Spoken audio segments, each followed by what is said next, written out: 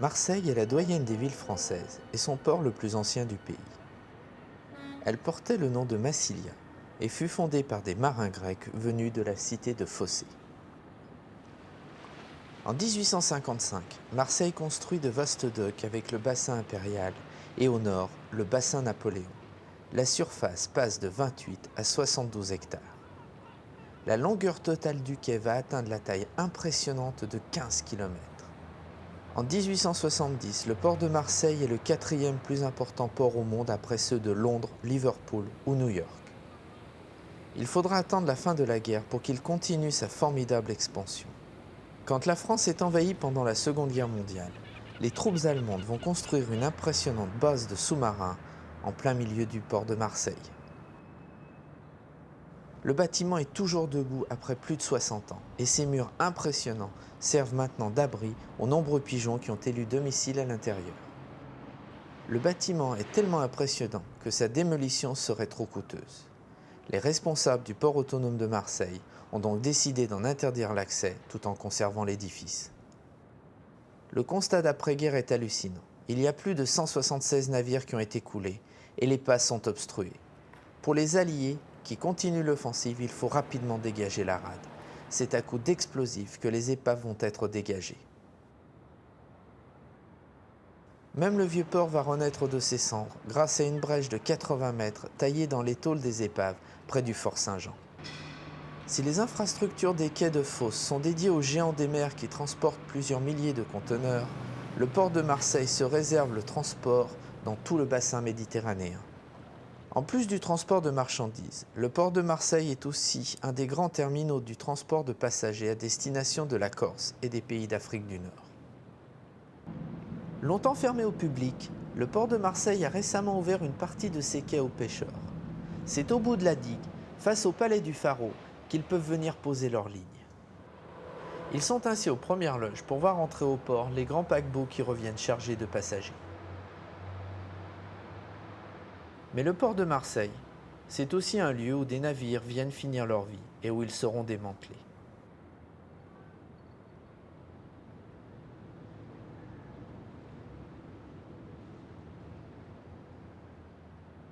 Pas très loin du port autonome, on peut trouver une petite calanque où une mer Méditerranée limpide et claire vient balloter les petites barques de pêcheurs, le Vallon des Offres. Dans le film de Edmond Tégréville, Le port du désir, le capitaine qu'interprète Jean Gabin habite dans ce petit port dont l'entrée est soulignée par les arches d'un pont en pierre.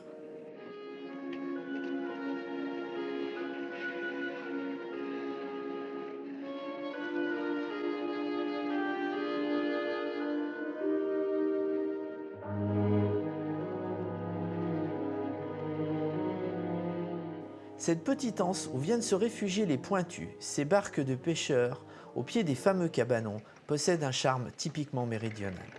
L'origine de son nom vient du provençal offo, qui désignait les offiers, ces fabricants de cordages et de filets.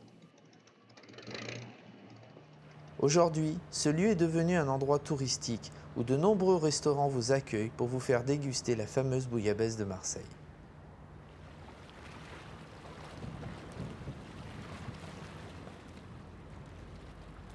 C'est non loin des pêcheurs que les dockers ont participé au chargement du bateau pour le Liban.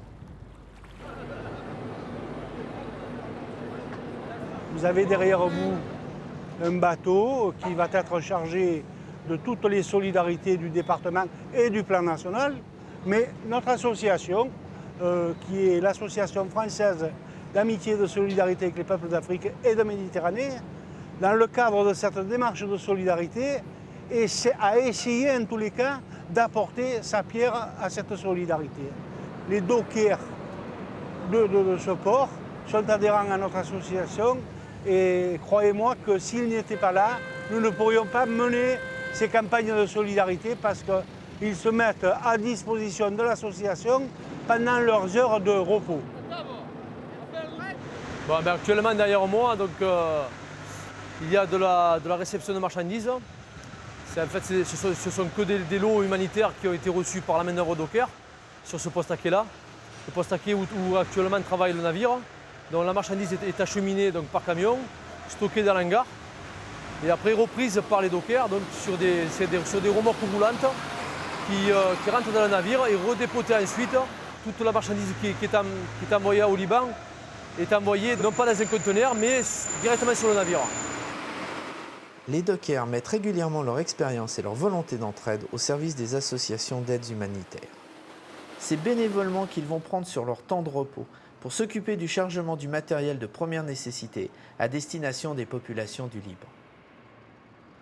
Nous portons la solidarité à l'ensemble des peuples du monde qui sont en difficulté, soit par rapport à des guerres, soit par rapport à des séismes ou tout autre. C'est une tradition chez les dockers, ce sont des coutumes, mais c'est une éducation qu'on a reçue de nos anciens.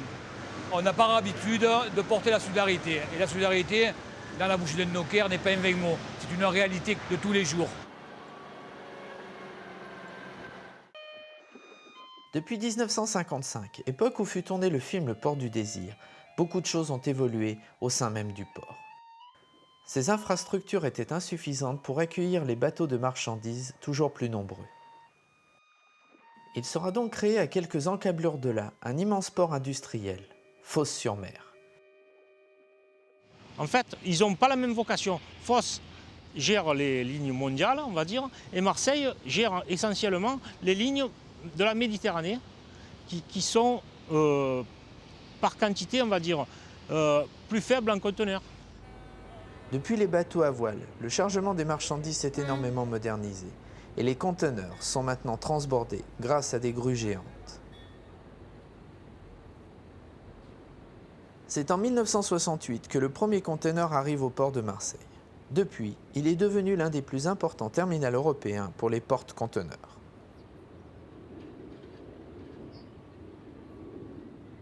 En fait, vous avez devant vous un portique à conteneurs qui sert essentiellement pour traiter les navires de commerce qui accostent à Marseille, bien sûr. Ce sont des navires qui arrivent en moyenne avec 200 ou 300 conteneurs à décharger ou à charger selon les navires, selon les rotations des bateaux.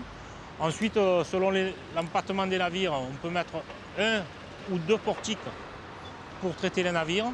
Ce sont les dockers qui gèrent la marchandise sur le quai et le portique prend la marchandise et la met sur le navire. L'engin est donné pour gérer 45 tonnes. Mais des conteneurs de 45 tonnes, il n'y en a pas. Parce qu'en fait, les conteneurs n'ont pas le droit de rouler. Parce que le poids total roulant en charge d'un poids lourd, c'est 38 tonnes. Donc il va être traité par rail et à ce moment-là, il va faire 37, 38 tonnes, 40 tonnes maximum. Parce que de toute façon, les portiques, ce sont des engins qui sont tarés pour travailler au maximum à 40 tonnes. L'engin par lui-même fait 40 mètres de hauteur. Et le grutier, quand il est dans sa cabine, il est à 32 mètres, 33 mètres de hauteur exactement.